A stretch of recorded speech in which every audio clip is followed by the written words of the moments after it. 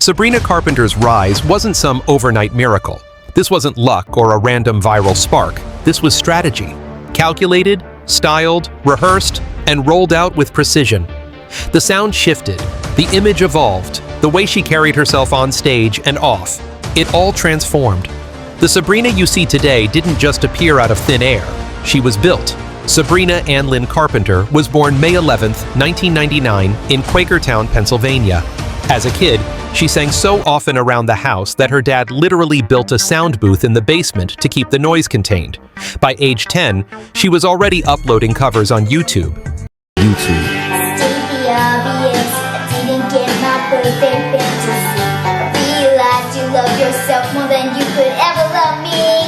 That same year, she landed third place in an online talent competition connected to Miley Cyrus's fan club. It was a minor victory, but just enough to catch a casting director's attention. Soon, she picked up small acting gigs, including a spot on Law & Order SVU, but in 2014, she secured her breakout with Girl Meets World on Disney Channel. Sabrina, you play best friend? Yes, I play Maya. Tell me a little bit about your character and your role. Maya's the one that gets everybody into trouble. She's the rebel of the... However, she wasn't cast as the lead. Instead, she stepped into the role of Maya Hart, the quick-witted best friend. Still, with her standout vocal talent, Disney signed her to Hollywood Records and dropped her debut single, Can't Blame a Girl for Trying. Even if I always end up crying, well, you can't blame a girl for trying. Oh. Between 2015 and 2019, she dropped 4 projects: Eyes Wide Open, Evolution, and Singular Parts 1 and 2.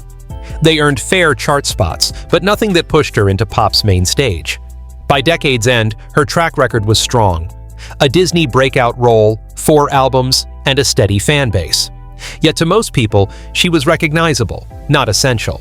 Something had to shift. She had too much promise to fade as just another Disney alum. And this was the point where the industry chose to reconstruct her from scratch.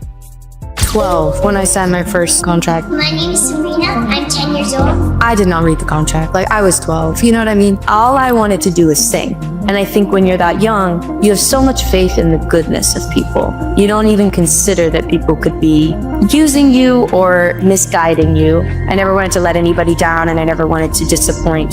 So there was a lot of political things I had to say yes to, and songs that were singles that I didn't think were singles, and there was a say in what I wore. If I wasn't as defiant of a young woman as I was, I would have definitely lost myself completely. You see, every pop star eventually hits a plateau, especially the ones who first found fame on Nickelodeon or Disney Channel.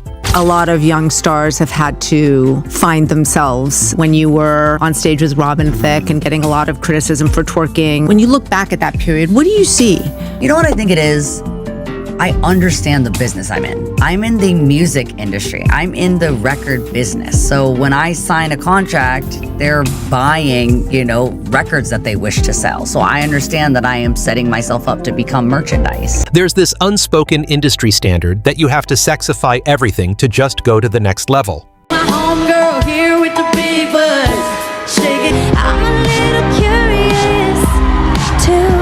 Even someone like Lady Gaga, who was never a child star, had to reinvent her persona before the world truly embraced her. Stephanie, turn it up! These monsters in my bones, but I'm supposed to pay the price. Here's a rewrite with the same length, but sharper delivery. In the industry, this is known as artist development. Sometimes it's as simple as vocal coaching and dance classes, and other times it's nose jobs, BBLs, and flipping every song into a sex metaphor. Camaraderie.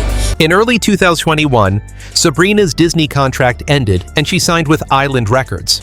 Her first release under the label was Skin, sparking heavy controversy as many assumed it was a direct diss aimed at Olivia Rodrigo. You're probably with that blonde girl. Maybe you didn't mean it. Maybe blonde was the only rhyme. Intentional or not, the track earned her bigger headlines than anything from her Disney years. But at the same time, fans began circulating side-by-side photos. And whether her changing look came from surgery or simple aging, it matched seamlessly with the next phase of her brand. Over the following year, she completed what would become her first project with Island Records, Emails I Can't Send. Well, Emails I Can't Send marks your 5th studio album. I had quite a transition in the last 2.5 years. I signed with a new label, and I think also I was just kind of coming into my own as a person. Critics praised the album, while fans latched onto the track Nonsense, which later turned into Sabrina's signature improvised city outro routine on tour. Put your hands up if you live in Salt Lake. How do you get alcohol on Sundays? You're pregnant. Happy April Fool's Day. Island doubled down, slotting her as an opener for Taylor Swift's Eras Tour. The Sabrina bubble was swelling, streams climbing, image locked in. Then came the world shift. In April 2024, she dropped Espresso. It debuted at number 7 on the Hot 100 and claimed number 1 in the UK. By that summer, Sabrina wasn't just the girl from Girl Meets World, she was everywhere. Now she appeared in fitted designer tops hugging the waist, thigh-high mini-skirts, and towering platform heels, delivering a unique brand of soft synth pop fused with old Hollywood glam. Sabrina Carpenter is coming to a city near you. The Short and Sweet Tour. With special guests Amore Griff and Declan McKenna.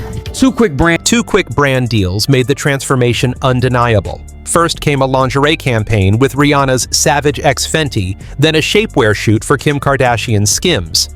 A digital V cover followed soon after. And that's when things really heated up for the Short and Sweet sessions.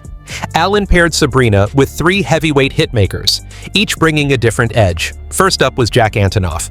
It's a huge thing that I think about when I'm making music is I don't care how many times I've played this instrument, how do I access that part of me that discovered it for the first time?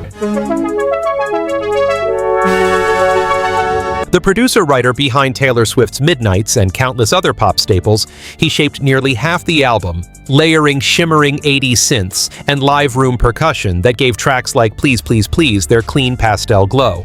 Then came Ian Kirkpatrick, best known for Dua Lipa's New Rules. He supplied the punch on cuts like Bedchem.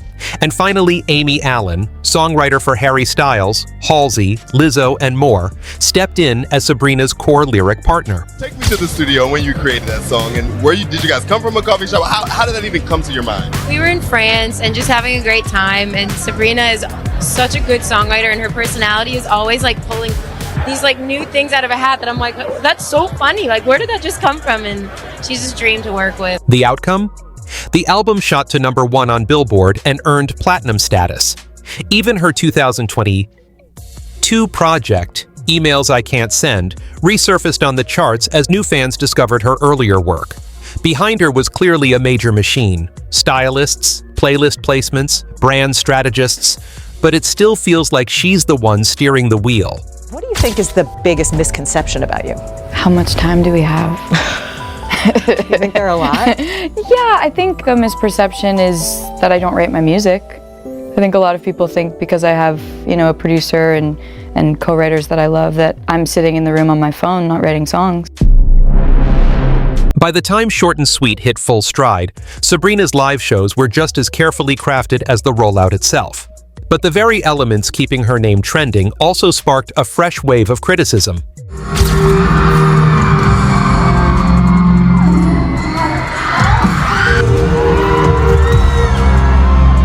Have you ever tried this one?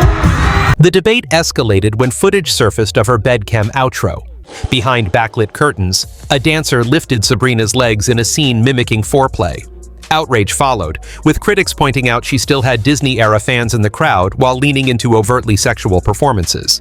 Yet Sabrina seems fully aware of exactly what she's stepping into. I think over the last year, I've heard from a lot of people like, wow, like she's just like the horniest girl alive, because sometimes in my songs I say some crazy things on stage. But I'm actually a very normal amount of horny, and also just, a lot of it is because I'm able to kind of have fun and play, and when I'm doing these live shows, it's just a matter of not taking things too seriously. Some label Sabrina an industry plant, though that's subjective. She's been grinding in the business for over a decade, so the term doesn't really stick here. I'm just one of those artists that it took a few tries, and I don't even think of it as it took a few tries to be good or to be successful. I just think maybe for people to understand it and catch on. But Sabrina's next move sparked an even louder conversation. To promote her new album, she dropped a single photo, and it instantly set the internet ablaze. Sabrina Carpenter just posted a cover photo of her upcoming album, Man's Best Friend, where she's on all fours next to a man who has her by the hair. Now, some people sent unhappy responses, writing, "This is sending us back 5 decades." Feminists did not like this one. But Sabrina's next move sparked an even louder conversation. To promote her new album, she dropped a single photo, and it instantly set the internet ablaze. Born sexual creatures, thank God. It's a pity so many people despise and crush this natural beauty. Women's advocacy groups slammed the image as regressive and male-focused, claiming it glorified submission and pushed feminism back a decade. Meanwhile, others defended her, arguing that policing a woman's marketing is just another form of misogyny. That's that me espresso. The plan is too big to fail. And at this point, it's hard to see who's pulling the puppet strings. I met Sabrina Carpenter a couple of times, and every time I see her, I have the urge to tell her, ask her if she's okay. Like, are you doing good? Like, are you getting enough sleep? Because I'll see her, she's like performing in Ireland, and then the next day she's doing like a show in Kansas, and I'm like, I don't know how that could be physically okay, because I was in that situation. So, I know what it feels like to fry yourself. This was pure gold for Sabrina and her label. They grabbed the eyes of the old Disney crowd, pulled in the girl power movement and women backing sexual freedom, and of course, hooked the men. Because let's be real, men are simple. See boobs, like boobs. Suddenly, they'd ignited a full-on culture war between feminists and anti-feminists.